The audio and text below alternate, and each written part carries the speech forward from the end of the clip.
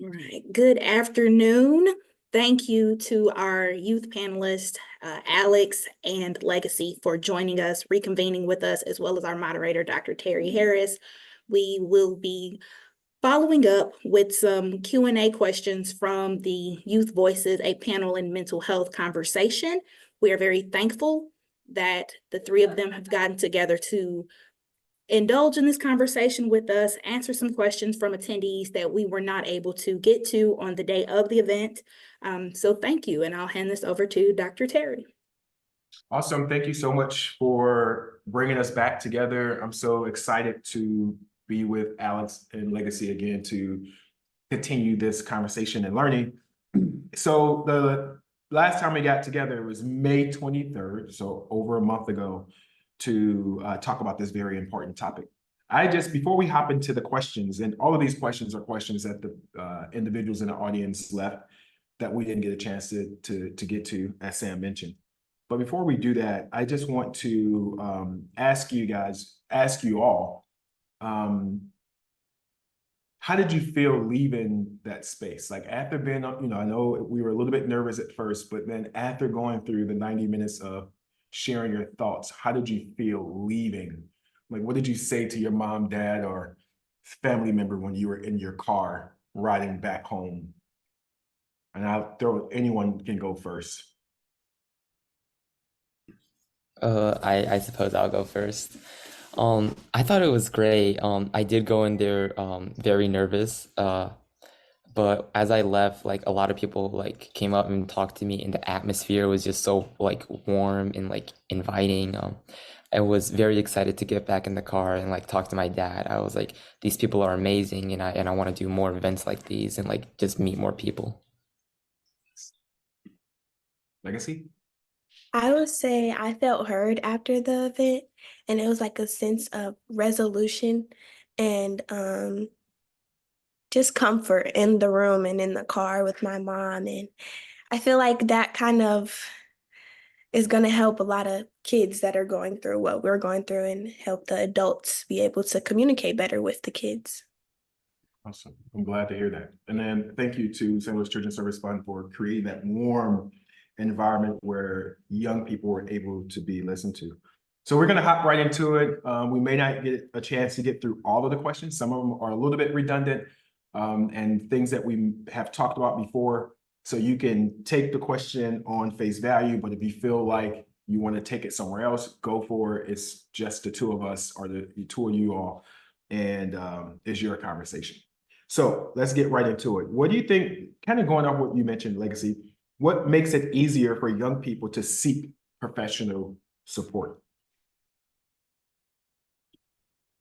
I think that it'll be easier for them if they know that it's a safe place for them and they know that they're going to be invited in and heard, because I know a lot of times when people, like specifically young people, when they come to talk about their mental health, it's kind of awkward in a sense in the room because you're talking about a subject that's really close to you and you've probably held it in for a while. And when you seek that comfort and that support in somebody, it needs to be a very welcoming space. Nice. What about you, Alex? What are your thoughts? I largely agree with what Legacy said. It's really just like letting the kids know that it's okay to be there. I know a lot of people are scared because like there's still a lot of stigma around mental health and how you're going to be like labeled as like an outcast or something. So I guess the biggest takeaway is just that people need to know that it's okay to seek mental health support. Let me piggyback on that. And also I just want to say this: some of the questions that I may ask and expand upon is because this is going to go out to a large audience, and some people have a great deal of knowledge around this topic, and some don't. So I say that to say, don't judge my questions. I have to ask questions for the sixth grader all the way up to the 65-year-old. So are young people really worried about being an outsider or an outcast, specifically as it relates to seeking mental health? mental professional support? Alex, you mentioned that. Yeah, while I don't believe that it's like to the extent that a lot of people think, little kids do tend to like worry about their self-image a lot. It is when they're like still discovering who they are. And even for like the older kids, sometimes uh knowing that like the services like may cost quite a bit for their family, that might deter them. And it's really just a lot of factors that play into it from like little kids to like young adults. Legacy, what would you add to that? I would say from a high schooler, like a new sophomore standpoint, I would say still like in high school, maybe the underclassmen, they're still working their way, trying to figure out how they fit into the school and how they can make the school a better place. And that often can come with a lot of mental health challenges because they might be putting themselves into rooms that aren't meant for them, but they don't know that they're not meant for them because they think that that's how they're going to fit in. And a lot of those times that can give a lot of kids mental health reasons and ideas. So yes. Yeah. You know, Alex, you mentioned this is really important point that young people who may be struggling with some challenges feel added pressure and weight around the fact that their parents may not have the money to afford this professional help. And so with that, we say, you know, let's pass out the 2-on-1 card. Let's send them to the Children's Service Fund website. You know, I really want to push and encourage you both to make sure that this information is all throughout school, because that is a thing. Some people, you know, oh my God, it costs $150 for a therapeutic session and my mom is barely making rent, you know, and that doesn't help. And so when that happens and you don't go to a professional person, and then when you are in a school where they do not have enough social workers or therapists, who would you encourage young people to speak to at their school about some of these challenges? Like what adult in the building, I guess, is what the person is trying to get at, or maybe not an adult. I feel for me personally, I have a very good connection with like all of the adults in my building, and they kind of can read when a kid is off, specifically teachers. I know one of my teachers, I'm really close to him, and we're very close in age as well. Like, so he's just got out of college, and he just came back to the school to teach, and he can tell a lot of the times when something's off with his students, and he just welcomes them in to talk to them, and his room is very safe for kids to come into at all times and just talk about whatever we need to talk about. Yeah. Thank you. Legacy, let me before you hop in, Alex. So I think we say we use these words, and I think that we assume that everyone knows what that is, but it is not. Let me just say this. I worked in education, traditional education, for close to 2 decades. And I would tell you that 90% of the teachers will say, I create a safe environment for my students, right? And then the students will say, there's only 1 or 2 teachers that I feel safe. And so like we have this discrepancy between what you're considering calling safe and then what, you know, the teachers are considering to be safe. And so I guess my question is, when you say that this teacher is creating a safe environment, give me 2 to 3 concrete things that this person is doing to make you feel safe and your peers to feel safe. And Alex, I want you to answer that question as well, because you mentioned safety as well. I would say that some things that he does specifically is he'll crack jokes a lot of the time. And since, like I said, we're not that far in age, he still has like that kind of teenage mindset in a sense. So he understands how we're thinking and how we feel. So that always helps a lot. Whereas if you have an older teacher, they might not be able to help you as much because they grew up in a different generation. But our teacher is in the same generation as we are. So that helps a lot. So he's funny, he's closer to age, he can relate. What about you, Alex? I think one of like the most like important things for a teacher to do in order to create like a quote unquote like safe environment, I think it's just to show that they care. I know that's a pretty like broad umbrella statement, but I'm sorry if you can hear my dog in the back, he's scratching. But like I said, just like show that they care. I know I did mention this like at the panel, like remembering your name. I feel like that's a pretty big one. And like Legacy said, like being able to, or at least trying to like make jokes, trying to relate to you, trying to like level with you instead of like saying things like, hey, I'm the teacher. Like, I understand you're going through things, but I have priority here. It's like them going out of their way almost to like show that they are on your side and that they're here to listen to you. Thank you so much. I think that that's really important to just spell that out because we have, you know, a lot of teachers who don't know and maybe think that we're doing it the right way, but not really according to how you all see it. As a community health educator, it's too easy to say schools need to talk about mental health. Is there anything specific that you wish schools would have taught or things you wish someone would have told you about as it relates to mental health?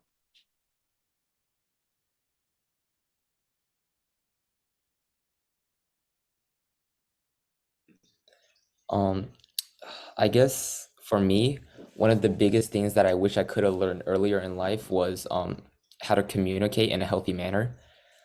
Uh, I guess to elaborate on that, when I was like I'd say like middle school age, whenever like I came into conflict, I would typically kind of just like push my friends away instead of like leaning on them for help. And whenever like they would bring something up like, hey, I noticed that you're feeling like that you've been sort of off lately, I would sort of just say like, yeah, it's whatever. And like if they would like keep pushing the subject, I would like almost lash out onto them in a sense because I didn't know how to properly process my emotions.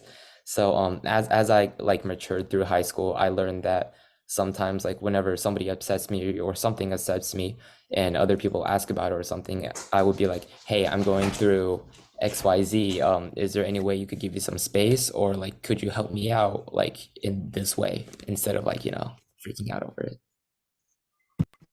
Cool, thank you. Legacy?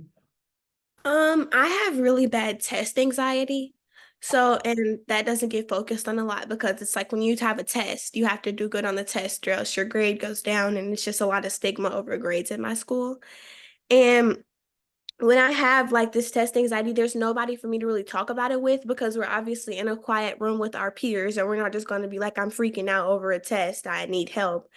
So I feel like that could be discussed more within schools. Nice. You should absolutely discuss that with your, that's a real thing. And especially in schools where they tend to be competitive, are present as a very competitive school place.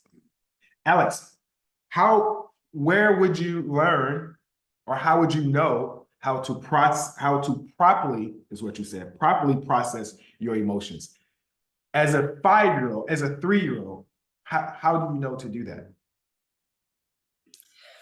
Um, I don't know if I could speak on like children that young, but I think like if I were to teach like a younger child how to like process their emotions, um, I would try and like put it in terms that they would understand.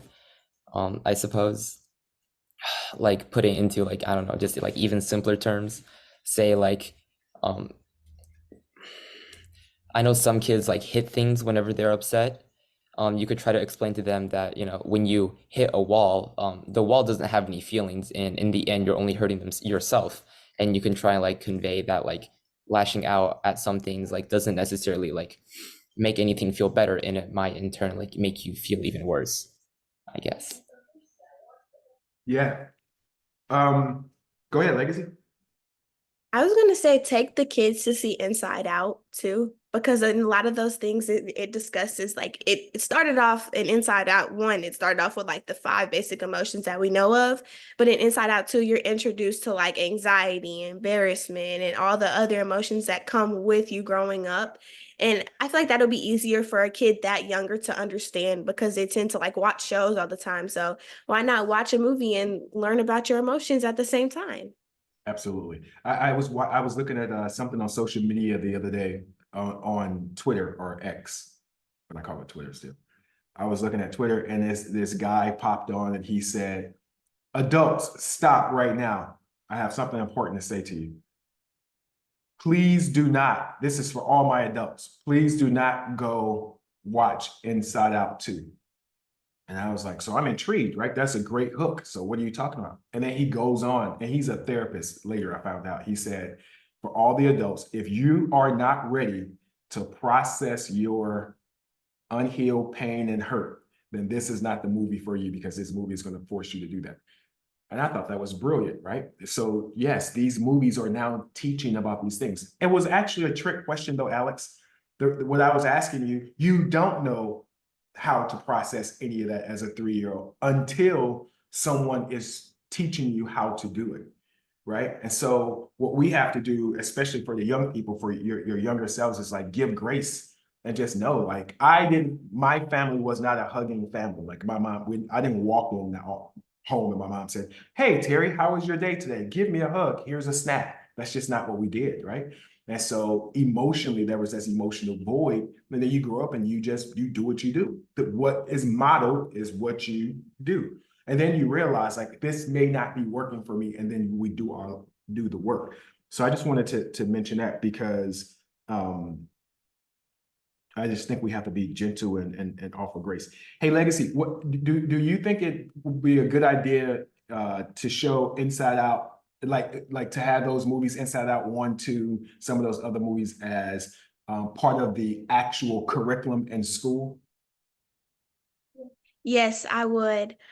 Specifically, maybe you don't have to like watch them repetitively throughout the years, but it's always nice to get a refresher, and a lighthearted refresher of what's going on in your head. But these movies have such deeper meaning now than something that we didn't have growing up. We didn't have anxiety and depression and all of that inside of our head. We weren't even thinking about that because we were only introduced with the 5 emotions. And that's why I feel I was so eager to go see Inside Out 2, because the first movie, it came out, I was Riley's age. So now I'm Riley's age again, and she's experiencing some of the same things that I'm experiencing. So that was really cool to see that transition. So yes. Who is Riley? I haven't seen the movies. Riley is the main character, the Uh, human, not an emotion. Hey, can we do that? Can we, this is being recorded. We're just gonna throw this out. We get to ask for everything. Can we ask Samantha to find a theater? And it's actually a theater right next to their office, right? And then we have a community day of watching Inside Out 1 and 2. I'm not asking, I'm just saying if the youth would like to ask for that, maybe she'll say yes. I'm not asking though. So, all right, let me ask you this question. What can our schools do better? What can our schools do to better support the students with undiagnosed mental health challenges?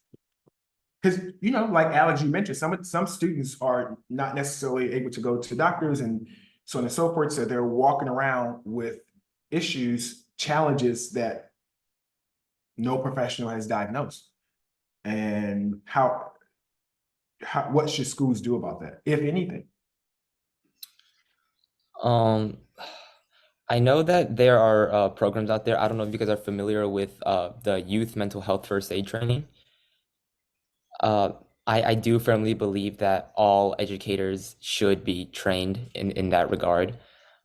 That way they're able to like flag students in a sense and like gently reach out and maybe like have the resources for like a mental health screening in order to like, you know, provide help for those students who aren't willing to actively seek it. Got it. Legacy, what would you add to that? I would say calming rooms or sensory rooms, maybe inside of schools, that might help, especially like if you're stressed out about something or you just don't know how to handle it. I know a lot of things can get revealed when you're in those calming rooms and sensory rooms, and it's just you and yourself. You can just think about what is happening. And let me just say this so this has been recorded, and if we can, we will go back and listen to it, but everything that you all are saying are your words. And so I just want to offer this because I think that you're both brilliant, and the things that you say and how quickly it just comes, it's like, whoa. I think that we could actually put together like a top 10 list of things that schools can do, right? I mean, I love what you said. I was having a conversation yesterday with someone about youth mental health first aid. Like, the truth of the matter is every student should, or every teacher should have that training. I mean, that's really important. You also know that there is something that's called teen youth health, mental health first aid, right? Where they train teenagers, because teenagers typically talk to their friends first. So that's something that we can do. Legacy, you mentioned calming rooms. When I was in my last district, we were working on creating calming rooms, and they were effective. So that could be something that could work. Alex, you mentioned a mental health screener. That is actually, none of these questions have an actual answer, like these are just thoughts. But if there is one where there's an actual answer to support students with undiagnosed mental health challenges, they're undiagnosed for a reason, and some of those reasons may be out of our control. So what we do as a school system, we say everyone is going to be trained or screened for mental health, right? And then we do all the proper things. Clayton School District, I think, is probably one of the only school districts that I know of where every single kid that goes into the system is screened for gifted education, right? So it's like, no, we think maybe potentially all of you are gifted. So because we don't want to leave anyone out, everyone gets this screening. What if we have a school district that does just that, screen everyone for mental health? That would be so amazing. A lot of these are questions about schools that we discussed. I want to move to, and I was saving these questions because everyone likes to ask young people about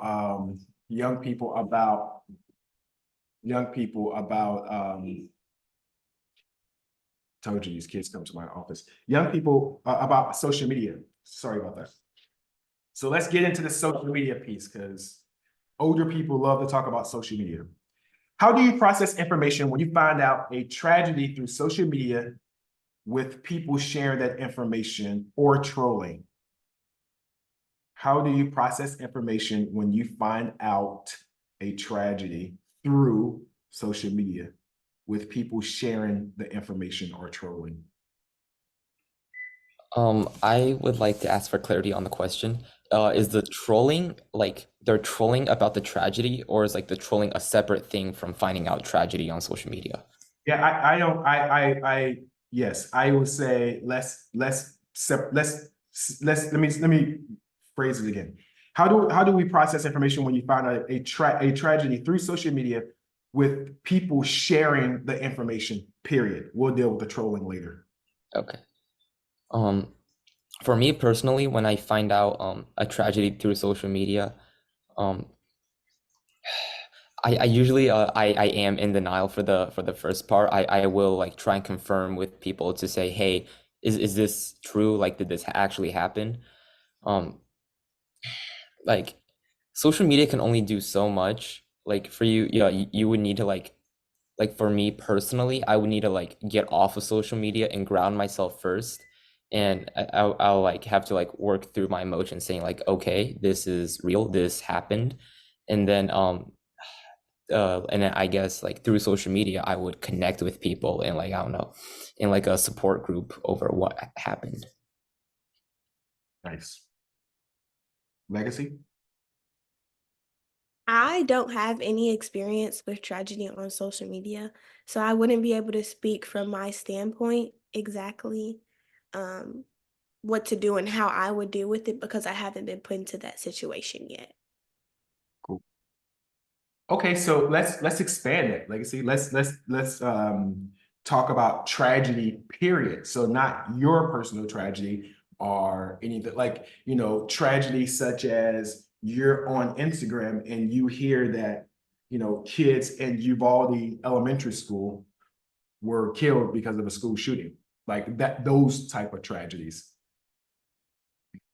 So like a car accident, police brutality, protesting, like these worldly tragedies? I feel like the main tragedy that kind of happened in my life was the CVPA shooting. Um, because we actually found that out. My teacher was sharing her laptop on the big screen, I guess you could say, in our classroom, and it popped up and it was live. And she didn't want to click on it because we're obviously in a school setting where kids are like, it's not that many kids in the building and it's not that protected. So she didn't click on it, so she unshared her screen and then she clicked on it. The first thing I did was call my mom, even though she didn't answer because she was at the scene. So my mom was at the scene of everything that was happening because she's on the emergency team for St. Louis Public Schools. But I was just worried a lot, and I didn't know how to deal with it. I think I wanted to address it more so, and I wanted to ensure that all schools like had some kind of safety precautions, but that's not gonna protect everything because people can do weird things in this world. So I just feel like I wanted to address it more so. So the way that I mainly address things is through my post. So I make like long, brief descriptions underneath like 5 pictures, and it'll come across to a lot of people in different ways, and they'll kind of share that in the comments. So, Alex, do you remember the school shooting in St. Louis Public? Um, I don't think I was very informed on that. So, yeah, it was a couple years ago now. One of the St. Louis public schools, high schools, and we were impacted by that. Do you think that social media should have stricter regulations?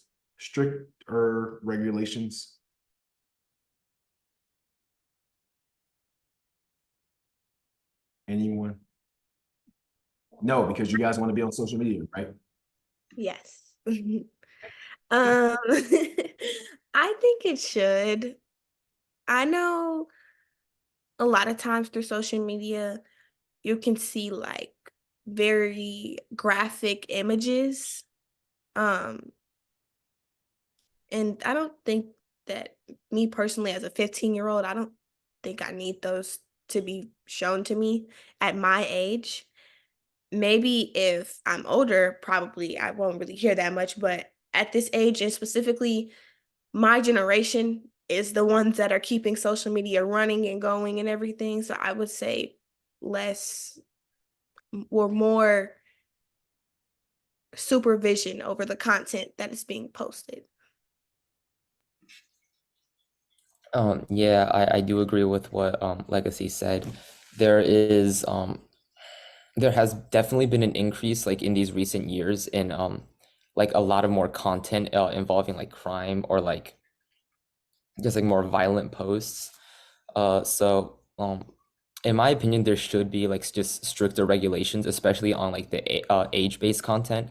I know like now it's realistically going to be really hard to implement. A lot of people are going to say like it's going to violate our like right to free speech, or like it's going to be like censorship from the government, and we're just going to like crumble or something. But I do feel like there should be more security in terms of like verifying the age of kids on the platform. I know when I was little, I wanted to like, those online chat rooms. Whenever I had a question about a game, they would be like, "Oh, this is like you have to be a certain age," and I just simply lie about it, and they would be like, "Okay, you can be in." I do feel like there should be a stricter verification process behind it to like really like limit the exposure of youth to like such violence. Yes, thank you both for that. Let me ask you this question. So you both are on social media, correct? Do you are your parents following you on your social? Your parents follow you? No parent. Yeah. Blink 3 times and scratch your right ear if your parent did follow you, you wouldn't make a separate page. Like, do you care? You're right. Don't answer that question. So I have a daughter. She's a little bit older than you are, right? And I mean, and we are really, really, really, really close. You know, close family, and so on and so forth. And she is very clear and has been clear that she doesn't want us to follow her. So we said, oh, well, you're not going to get social media. So we didn't know this until later because we're not that savvy. You both are the latest, greatest model of humanness. So if we think about humans as cars, whatever fancy car that you want to use, right? We are like I'm a 1982 Ford Toyota, right? And you all are 2024 model versions of that, right? And then and your kids are going to be smarter and quicker and wiser. And it's, you know, that's what evolution does. You should be brighter than us.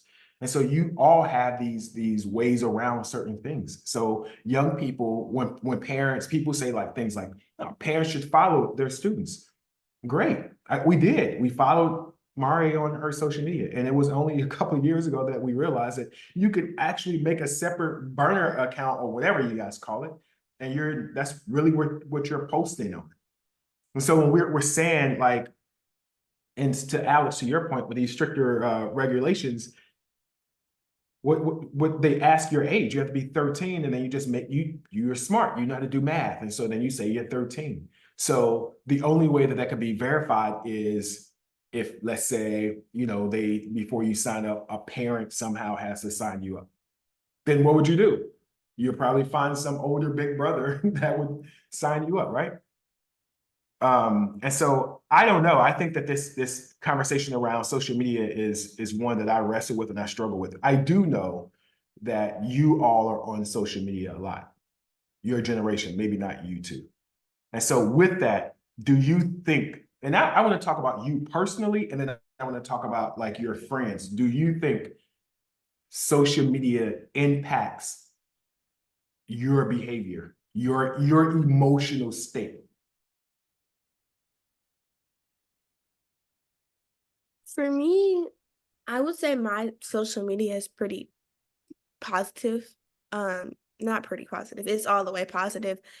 It doesn't really impact my mental state due to the things that I follow. So I think what you follow has a lot to say with what comes up like on your feed. I know, for example, I follow a lot of pageant girls and dancer girls. So it's not going to be that much negative things that come up with pageants and dance. Um, so for me, I would say no, it doesn't really impact my mental unless I'm on it too much. Then I know I can get some of that, oh, I wish I danced like her. I wish I was like this. I wish I was like this. And that can impact it, but not to a certain extent. So yes. Thank you for that. What about you, Alex? I'd say that I'm relatively like not impacted by like my social media. I just follow a lot of like joke accounts, and like it gives me a quick laugh whenever like I just need to scroll through my phone. But I'd like the biggest part of social media I say that impacts me is when I'm talking to my friends. I know that like sometimes like somebody could make a comment and like, you know, I would be thinking about that. I like be like thinking about that comment for a while really until like I work it up and go talk to them about it. And as for my peers, I would say like it really does vary person to person. Some people like they like say they're in like a really committed relationship and then they see a post that's just like, oh yeah, your significant other is out there like cheating on you.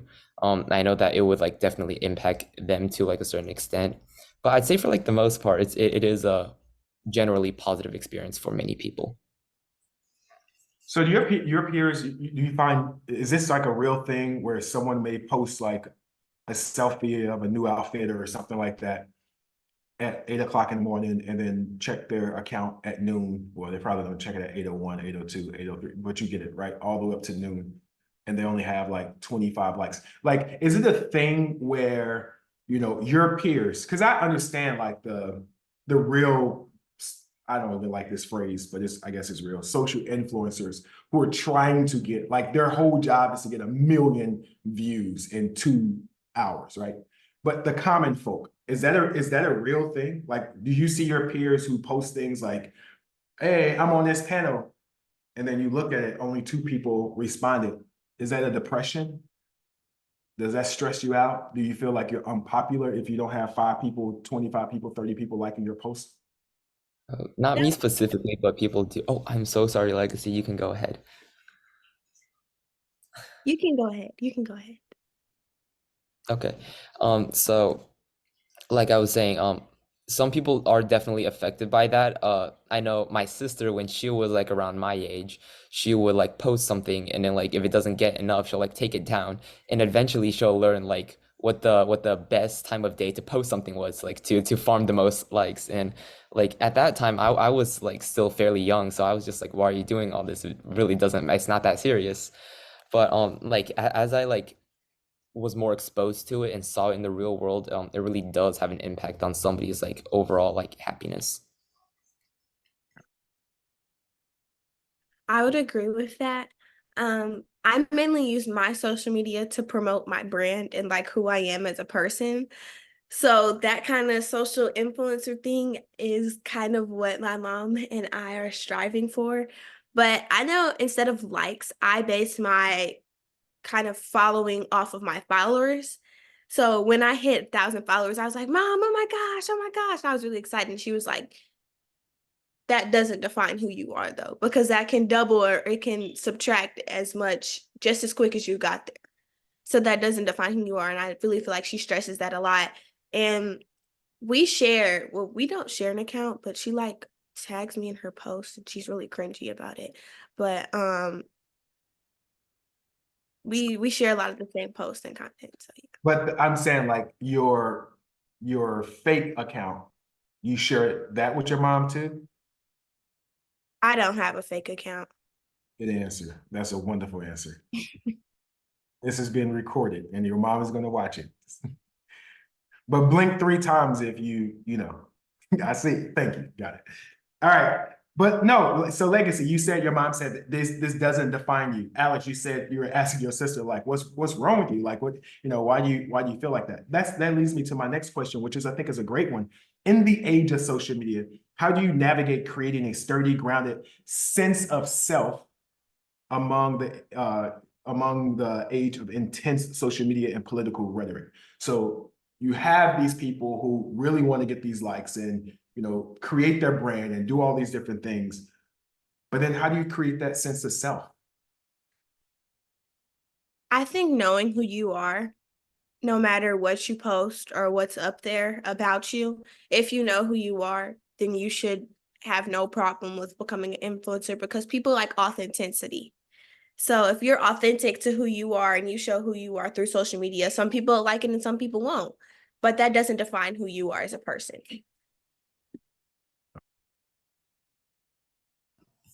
Okay, I am so sorry, my dog. Could you please reiterate the question? Yeah. How do you navigate creating a sturdy, grounded sense of self in the age of social media and political rhetoric? Um, like, is this like as a creator of like content, or like as a consumer of?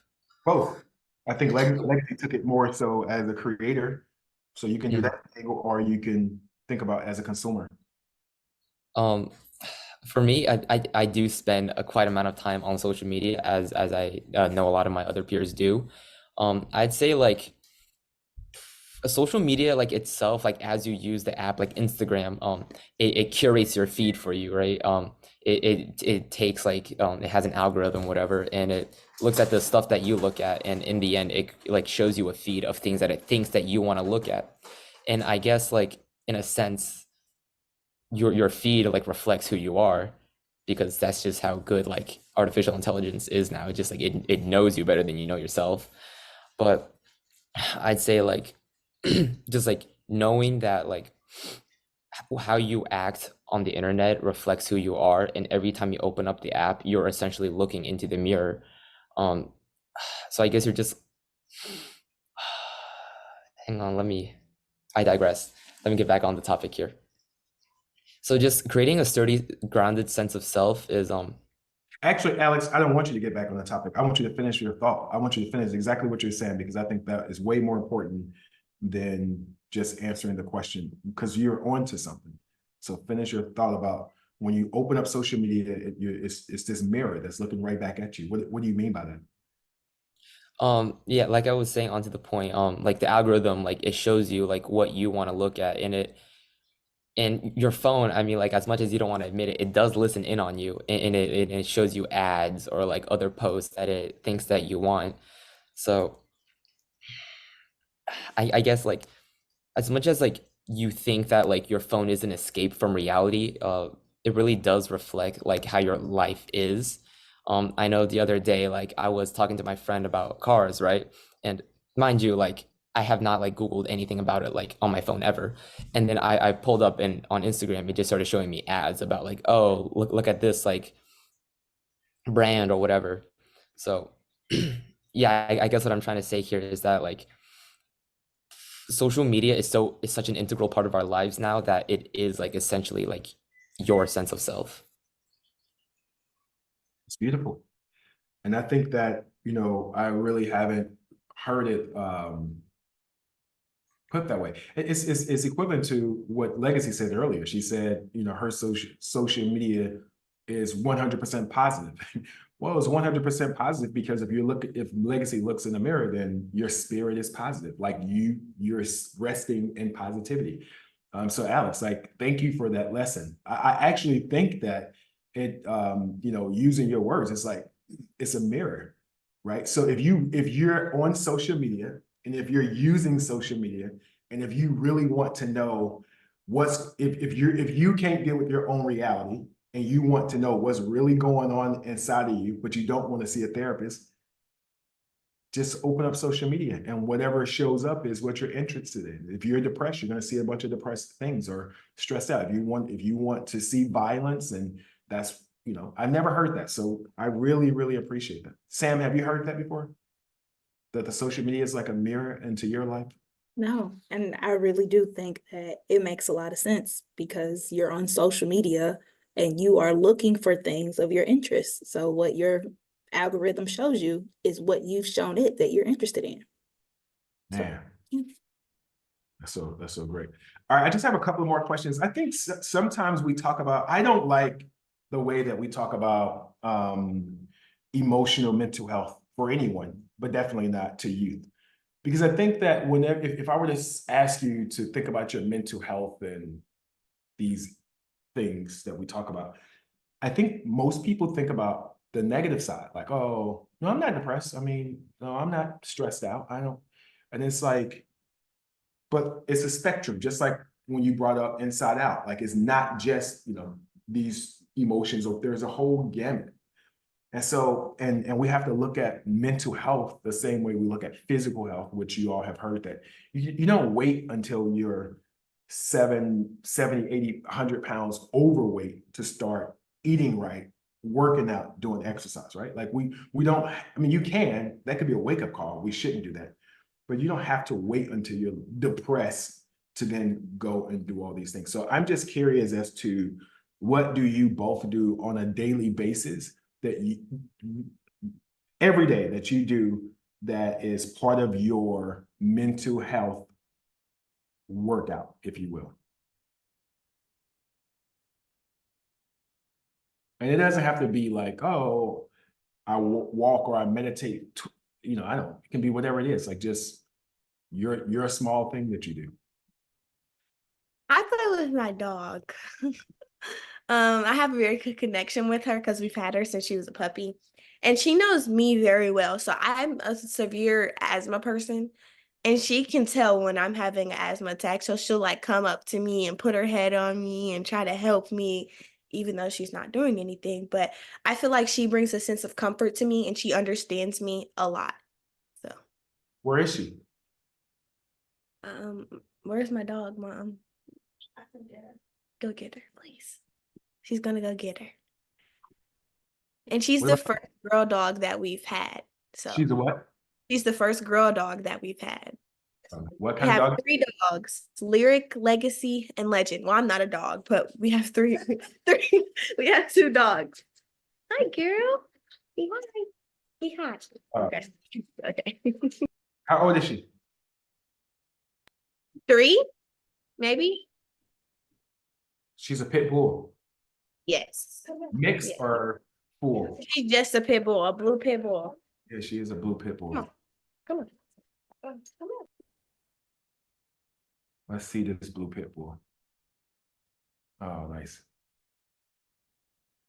What's her name? Lyric? Hi, Lyric. She's beautiful. Thank you. All right, Alex, what do you do? You have a dog too, we know, because your dog was trying to get on the Zoom call earlier. Yes, I don't know where he went, but I can smell him. It was raining last night, so that wet dog smell. Oh, he's actually right here. Hang on.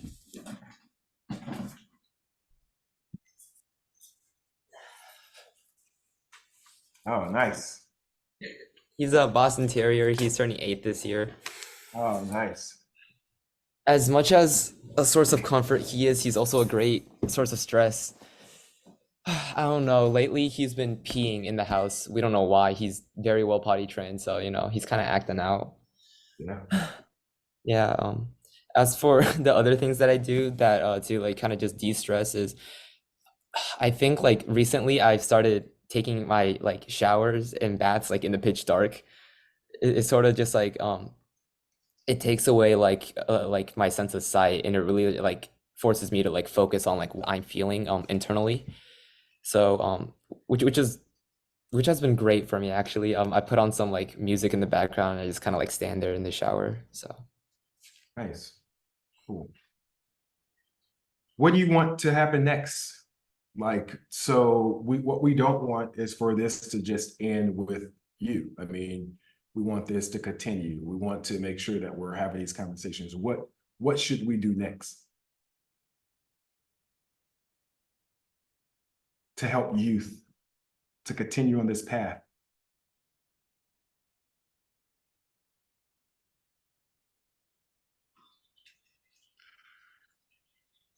I think that like what's happening now is already like a great step in the right direction. I know just like even pre-COVID, like mental health was sort of like put on the back burner. And then like after the quarantine, like a lot of like the effects of like kind of like showed themselves of just like being like locked up for so long. So I think that like the next step would just to be like, I don't want to use the word aggressive, but like like a more aggressive like approach to just like spreading like the news, like letting like people know that resources are available, and just like letting kids know that it's okay to be like, people say that like, oh, if I like admit to having like a mental like disorder or something, like they're flawed. But people like, I feel like it's important for people to understand that like people's flaws are what make people like people. Yeah. I have this sense of creating something that's called like the Not Flawed campaign, right? Where, it's okay to do those things. Legacy, what were you gonna say? This is such a good question. I feel that this panel is an excellent way to get everything out that we're saying. And I feel like if this continues on to the future, then it will get normalized. But it needs to be a sense of, if you have mental health problems, there are so many other people that are going through the same thing. They just hide it, so you don't know that they're going through the same thing. But there are so many other people that are going through it, and they just don't know that their best friend might be going through it at the same time. So the sense of it getting normalized, and like Alex said, not being a flaw about themselves, then I feel it'll be better in the future. Nice. I don't want to put too much pressure on you all, but I do want to challenge you. And I do think we need to be more aggressive, Alex. I think that's the right word. We need to be aggressive. It needs to be intense. It needs to be immediate and swift, right? Like this is a crisis that we need to make sure that we end. But I do want to challenge you. I have the organization, the Legacy Center, Legacy, I received either your email or your mom's email. So I need to respond to that because I need you to come and read to the kids and blow bubbles. I promise you, if you resend it today, I'll respond today to get you scheduled. Alex, you can come read with the kids too if you want to. But I think that a couple of things. One, I do want to challenge you both to have a Zoom call, and I know it can be less than 20 minutes, right? Where you two, or not you two together, but like you take a group of your friends, you all on a Zoom call, 20 minutes, 10 minutes, 15 minutes, maybe 3 questions. It's just 3 questions that you're asking. And I would love to, have it recorded, because it's one thing to be on a panel with adults. And I don't feel old, but I have to admit that I'm old now. And it's another thing to have you all as young people having these conversations. You don't talk like this. How do you process information when you find out about a tragedy? That's not how you all talk. You're not asking questions like that, but you're discussing. And I mean, I'm not saying anything bad about these questions. It's very formal because it's no matter how much we don't want it to be, it is. But when you're talking to your friends, you're like, yeah, because remember this one time when we had that, oh yeah, and I have this. And the way that you guys flow is really what we need. And so I would definitely encourage you to do that. And then, we can work with Sam, you can work with myself. I can create a platform for you to do it. I will pay you for it, or I will find you money. If it's pizza or whatever, we will make sure that's done, because I think it's time for us as the world to hear from young people with young people about their mental health, right? So I do want to encourage you both to do that. Last thing that I want to say is, how are you feeling in this moment now? Wait, before we close out with that question, it's going to be a one-word question. Hey, Alex, or Legacy, what do you think about Alex tie? It's very formal. I like it. I like it a lot. Thank I you. know. I feel like when I saw him, I was like, oh my gosh, I'm underdressed. But he looks good. He looks good. Alex, what do you think about Legacy USA cowgirl hat in the back? I think it's amazing, honestly. I mean, I've seen those around before, and I've always wanted one myself. All right, cool. All right, one word. We're gonna close out with one word. Like, how are you feeling after having this conversation for an hour? What's the one word you want to leave the youth with? It's 2 questions.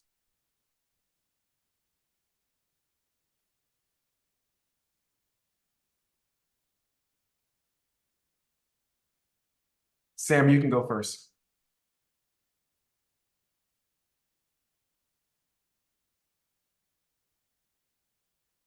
You're Okay. muted. I think my one word will be hopeful. My one word is aggressive.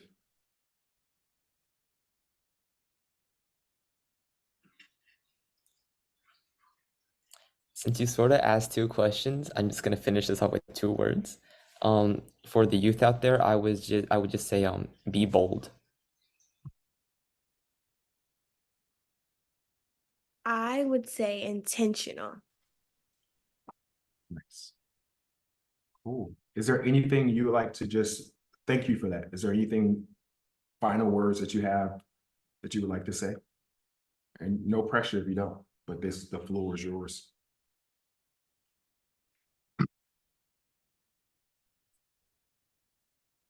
We're good? Anything? Need time to think? Um, I'd like to say something. So as I mentioned earlier, I've been taking like these like very like introspective showers, but one thing that I really realized was that this world is like so insignificant in the grand scheme of things. I was getting existential, but like and realistically, our lives are very short in if you really look at it. So I'd say just like don't take everything in this world so personally. Even in like a professional environment, like it doesn't hurt to like smile and laugh with your coworkers. So really it's just life's too short. Like everything's so small to like be so caught up over like the little things. So that's all. Thank you. I would like to say that if any youth are watching this and have problems, I would like to say get in touch with me or Little Legacies, and we'll help you. So, with no judgment. Nice. Thank you. All right. Thank you all.